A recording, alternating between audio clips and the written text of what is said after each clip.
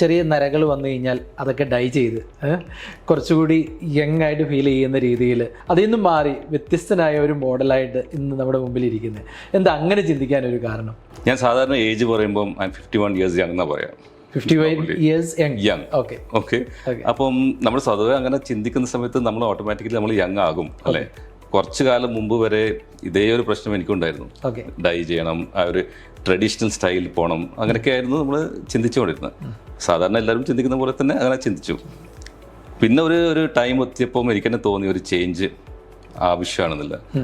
അത് മാത്രമല്ല, ഞങ്ങൾ എങ്ങനെയാണ് അതുപോലെ തന്നെ നിന്നാൽ മതിയല്ലോ. ഞങ്ങൾ വെറുതെ ആളെ കാണിക്കാനായിട്ട് മാറേണ്ട ആവശ്യമില്ലല്ലോ.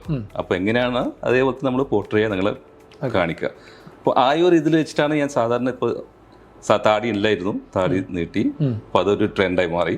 അപ്പോൾ അതങ്ങനെ അത് കണ്ടിന്യൂ ചെയ്തു. ഡൈ നിർത്തി കംപ്ലീറ്റ്.